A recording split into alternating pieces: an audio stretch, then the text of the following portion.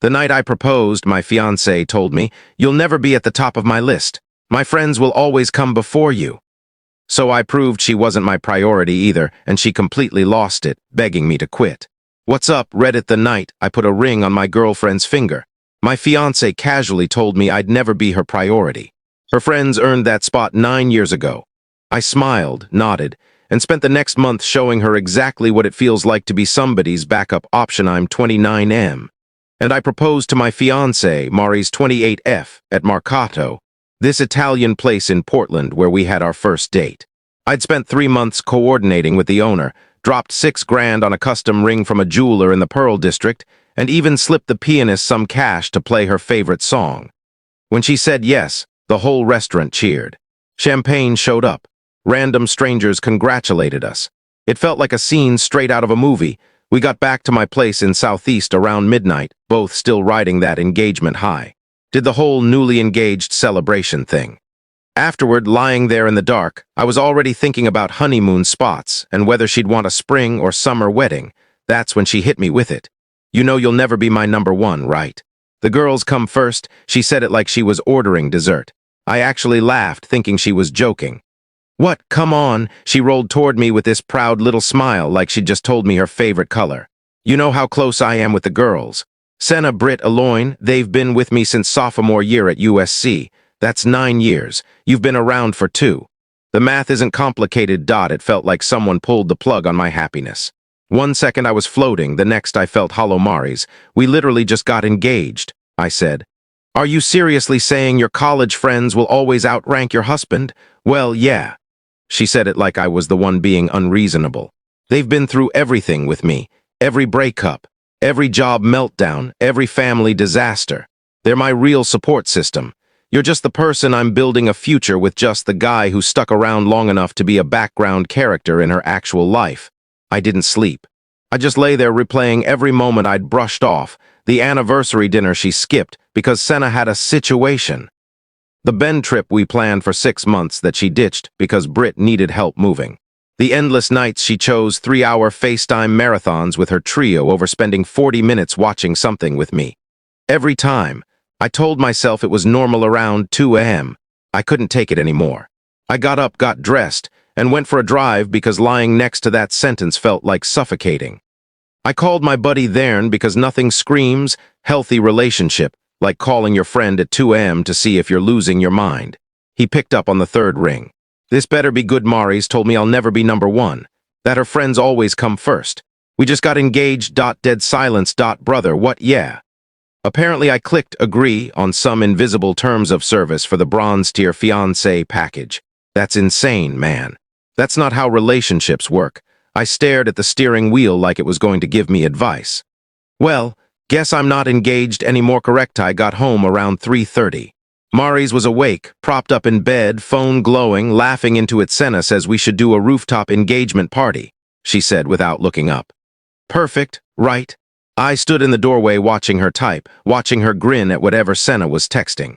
Something inside me went stone cold. "Yeah," I said. "Perfect." She didn't notice the edge in my voice at all. When her phone buzzed again, she glanced at it, smiled, and kept typing as she headed toward the bathroom. "I've got some work stuff to handle," I said, cool. "I'm heading out soon anyway." The girls want every detail. 20 minutes later, she was gone, phone in her hand, already sending updates to the group chat. That gave me time to think and plan. By Sunday morning, I wasn't sad. I was in full operation mode. First call was to my landlord. "I've had my 2-bedroom in Southeast for 4 years. Maris moved in only 18 months ago. Hey," he answered. "Everything okay? Just giving you a heads up, Maris is moving out. Lease stays in my name." Then came the fun part. Maris wasn't on the lease. I'd never added her, mostly because something in my gut told me not to. She'd been living with me rent-free for a year and a half, and calling it rent-free is generous. We sat at my kitchen table when she moved in and agreed she'd split rent and utilities. She Venmo'd me $1,200 that first month with rent in the note. After that, excuses. Delays. Random $200 pity payments. I opened my banking app and did the math. Rent, $2,400 month. Her half, $1,200. 18 months equals $21,600. She'd maybe paid $3,000 total. Maybe I'd skipped utilities. Groceries she promised to cover and didn't. Streaming services she used constantly. All on me. I wasn't even angry about the money. I was angry she thought I was too blind or too soft to notice, and that was before we got to the loan. About 6 months ago, she'd been in a bind. Her company delayed bonuses, and she got hit with an $8,000 tax bill. She was panicking, talking about borrowing from her parents and how humiliating that would feel. So I offered to help. I'd actually offered to give her the money, but she insisted it had to be a loan. Said it felt more professional, that she'd pay me back within 6 months when her bonus hit. We even typed up an agreement, signed and dated. Her idea, not mine. Honestly, I'd pushed the whole thing out of my mind until that night. I dug the document out of my file cabinet. $8,000, clear terms, clear deadline. She'd made exactly one payment, $500 in March, and then never paid another cent. The 6-month deadline had passed 2 weeks earlier. That piece of paper suddenly became extremely valuable. After calling my landlord, I shut off auto pay on everything. Utilities, internet, the meal delivery service she'd insisted was essential. Then I hit the climbing gym, went to the range, came home, and meal prepped like it was any normal day. When Maurice walked in, she was practically buzzing. "The girls are so hyped," she said, dumping her purse and shoving her phone into my hands, showing me screenshots of their group chat, all caps, emojis everywhere. "Senna's already looking at venues. Britt knows this amazing photographer. Eloine thinks we should do destination. Maybe Chalum sounds great," I said, plating the chicken I'd made. She hugged me from behind. "This is why I love you, Brenner. You actually get it. Most guys would be jealous about how close I am with the girls, but you understand they're part of me." I smiled, kissed her temple, served dinner. She was planning beach cocktails in Chalum while I was planning her exit strategy. Parallel universes. Wednesday night she went out for celebratory drinks with the crew. I stayed home and drafted the notice, clean, formal, 30 days to vacate. Oregon law made it easy. Since she wasn't on the lease, I didn't need a reason, just proper notice. I printed 2 copies and tucked hers in an envelope with her name on it, but I didn't hand it to her yet. I had something better lined up. The night Maurice lost it at poker night Thursday, I texted Thern, Dashel, and Dev game night at my place. Saturday, 6 p.m. bring snacks. Thern replied instantly. "This is gonna be fun very." I typed back. Maurice was on the couch scrolling through bridesmaid dresses when I told her. "Having the guys over Saturday. Poker, games, the usual." She barely looked up. "Cool, I want you to stay," I added. That made her freeze. Then she smiled like she'd just been invited to sit with the popular kids. "Really? You want me there?" "Sure. Why not?" She didn't know I'd already filled the guys in on everything she'd said. Saturday came. Maurice spent the whole afternoon getting ready, changing clothes twice, checking her reflection. I could see exactly what was running through her head. Finally, he's prioritizing me. Finally, I get to be included. The guys arrived right on time, local IPAs, soda, pizza. Everyone walked in with "we know the mission" energy. Maurice came out in jeans and a cute top. "Hey guys." "Hey Maurice," Thern said, in the same tone he'd use greeting someone at the DMV. Then he immediately turned to me. "Yo, Brenner, remember that time at Dashel's cabin when you caught that bass with your bare hands?" Dashel cracked up. "Dude almost drowned chasing it." Mari's smile wobbled a little. She tried sliding into the circle. "Should I order more food? I can grab Thai from that place you guys like." Dev didn't even look up from the poker setup. "Nah, we're good." Then to me, "Brenner, you wanna grab wings later?" "Yeah, maybe," I said. Mari stood there, her offer dangling in the air like everyone had simply forgotten she spoke. I watched the confusion flicker across her face, but she swallowed it. Mari's never drops the act on the first stumble. Cards out. I dealt. She sat on the couch behind us, scrolling her phone and pretending not to care while waiting for any opening. Dashel started telling a story about a guy at his gym getting pinned under a 315 bench. "Oh my God, that happened to Brenner once." "Remember, babe?" She cut in. "Haha, yeah," Thern said flatly, then immediately turned back to Dashel. "So how'd they get the bar off him?" Her comment evaporated. Not even a ripple. 10 minutes later, she tried again. "That's like when Brenner and I went to that climbing." "Yeah, totally," Dev said, still not looking at her. "Brenner, didn't you say you wanted to check out that new bouldering place?" "Yep. We should go next weekend," I said. Maurice shut her mouth mid-story. No one asked her to finish. This pattern kept repeating. She'd add something, get a 2-word acknowledgement, and watch the conversation snap right back to me like she wasn't even in the room. Around 7:30, Thern started talking about his ex. "I just got sick of being someone's second option," he said. "Like if you're with me, be with me, commit or get out." "Facts," Dashel said. Loyalty is everything. You can't half-prioritize someone and call it love. Dev nodded.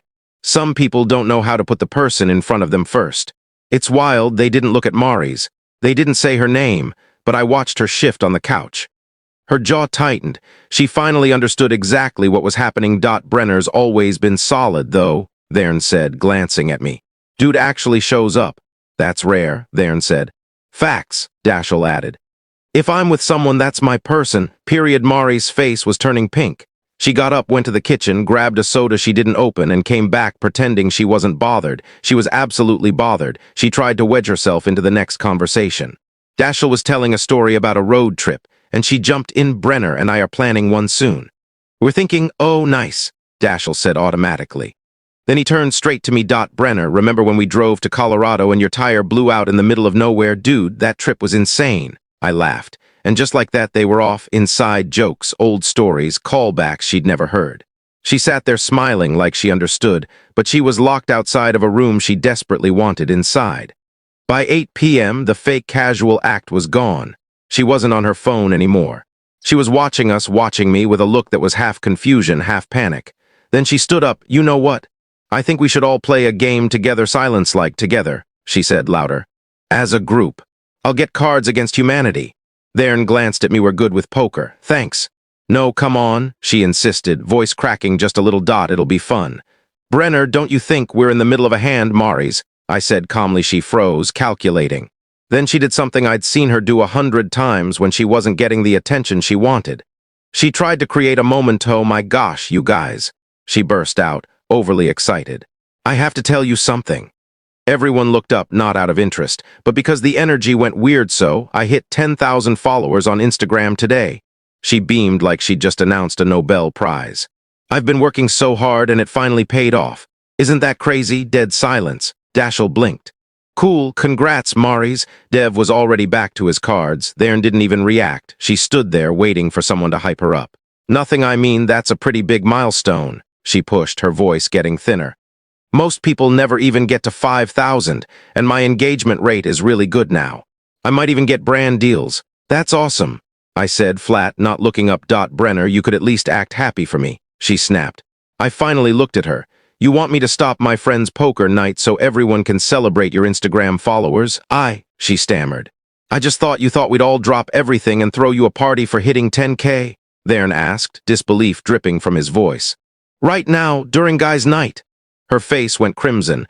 I wasn't trying to make it about me. She whispered, announcing it like you just won a Grammy. Kinda makes it about you, Dashel said.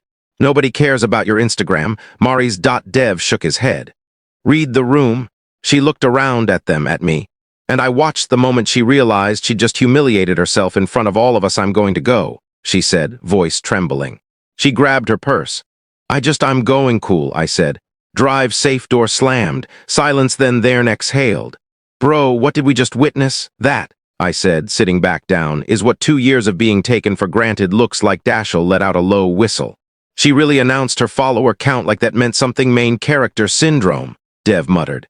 Yep, I said. We got back to the game. I didn't hear from her for 3 hours. The confrontation, the guys left around 10:30, still joking loudly enough that the walls probably caught feelings about it. I was cleaning up when Mari's came back just before 11. She stood in the doorway, breathing hard, watching me load the dishwasher. What the heck was that? She demanded, voice tight. What was what? I rinsed a plate. You and your friends. I was there all night and you treated me like I didn't matter. I turned around, leaned on the counter. Weird feeling, right? Don't, she snapped. Don't turn this into what, Mari's? A lesson? A mirror. A reality check. Her jaw clenched. You told me I'd never be your priority, I said quietly. That your friends come first, always, so I showed you what that feels like. That's completely different, she fired back.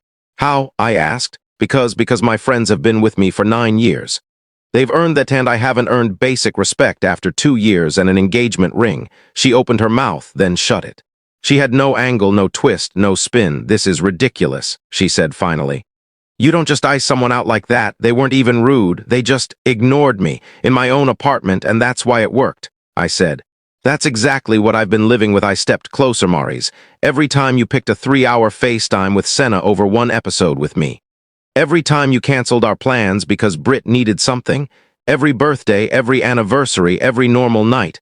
I got whatever scraps were left after your crew took their share. She winced. I never ignored you, she whispered. You did worse, I said. You made me believe I was important while treating me like I wasn't. That night, at least I finally knew where I stood. No mixed signals. She was shaking, angry shaking, the kind that comes right before someone does something stupid. You're a jerk, she snapped maybe. But I'm not signing up to be anyone's third place. She grabbed the heavy glass vase from the side table. For a second, I thought she'd throw it at me. Instead, she hurled it at the wall beside my head. It shattered, glass everywhere. I didn't even flinch. Feel better? I asked. She stared at the mess like she couldn't believe what she'd done. And then it hit her. She'd crossed a line she couldn't walk back from. I grabbed the loan papers and the envelope from the bedroom and set them on the counter. 30 days, you're not on the lease, find somewhere else. Her face drained. You can't be serious. Dead serious. Also, I want the ring back. We're engaged, she whispered. We were. Then you told me I'd never be your priority. Then you threw a vase at my wall. So, ring shaking, she slid it off and put it down like it burned. You're making a huge mistake. No, the mistake was proposing. I pocketed the ring. She left. Didn't come back that night. I swept up the glass, made a drink, and slept better than I had in months. The next 2 weeks were chaos. She moved into her friend Senna's place but kept leaving me passive-aggressive notes and dramatic texts. I only answered the practical ones. After she tried to get in twice, I changed the locks. Then her friends showed up. Aggressive doorbell ringing, all three of them on my porch like they were filming a confrontation scene. We need to talk about what you're doing to Mari's, Senna said. I'm not doing anything. She's moving out. You kicked her out of her home. Britt barked. My home. My lease. This is financial abuse, Elian said, recording me. I looked at the camera. She lived here 18 months and paid maybe 15% of her rent. She also defaulted on an $8,000 loan. If anyone got used, it was me. They tried demanding entry. I refused. They said they weren't leaving, so I pulled out my phone. Cool. Then I'm calling the cops for trespassing. They didn't believe me until they heard the non-emergency line pick up. I gave the dispatcher my address, hung up, and looked at the three still parked on my porch. You've got about 14 minutes before the cops show up. This is insane, Britt snapped. You can't call the police on us. I already did. You're trespassing. That's all they need. Sirens started sounding in the distance, and Senna's confidence evaporated. Fine, she said. But this isn't over. It is. Don't come back. They stomped down my driveway, yelling the whole way, and peeled off just as the cruiser turned onto my street. I gave the officer my statement and video footage. He told me to call again if they returned. After that, life went back to normal. Just 3 loud people learning that volume doesn't equal being right. The move-out Mari's was gone by day 28. Movers grabbed her last boxes and she sent one final text. I hope you're happy. Then she blocked me. I was happy. The apartment was quiet. No more passive-aggressive notes. No being treated like an afterthought while footing the bills. I filed small claims for the loan, airtight paperwork, signed and dated. The rent part was harder to prove, but the loan alone was enough. Then I blocked Mari's and her entire friend group everywhere. Clean break. 2 peaceful months passed. I'd been seeing someone casual, direct, reliable, no games. It felt good to have my life back. The desperate return. One Tuesday night, after takeout on the couch, my doorbell rang. I checked the camera. Mari's alone. She looked wrecked, hair in a messy bun, oversized hoodie, dark circles. I wasn't expecting anyone, so I stepped outside and kept the door mostly closed behind me. What do you want, Maris? Her voice cracked instantly. Please, I just need to talk. You've got 4 minutes. They kicked me out, she said, wiping her face. Senna, Britt, Elan, all of them, they said I drain everyone, that I take and never give back. My parents don't talk to me. My sister's abroad. I've been staying at my mom's, but even she's tired of me. I have nobody, not my problem. She stepped closer. I made a huge mistake, she said. You were right about everything. I've been going to therapy. I'm doing daily reflection. I'm trying. She showed me an app like it was proof. I looked at her and felt nothing. Mari's, you're here because you're alone, not because you actually changed. You burned through your friends the same way you burned through me. And now you want someone to fill the void. That's not, it is. You're not sorry you lost me, I told her. You're sorry you're alone. Big difference. She broke down completely. Please, Brenner, I'll do anything. I'll pay you back. I'll put you first, I swear. You're 2 months too late. We can start over. No. I didn't raise my voice. We can't, because I don't want to. I'm the happiest I've been in years, and it's because I'm not wondering if I matter to someone who treated me like a backup option. I did care, she cried. I loved you. You loved having me around. You didn't love me. If you did, you wouldn't need to lose everything before realizing it. She looked past me toward the door like she expected me to suddenly cave. So that's it, she whispered.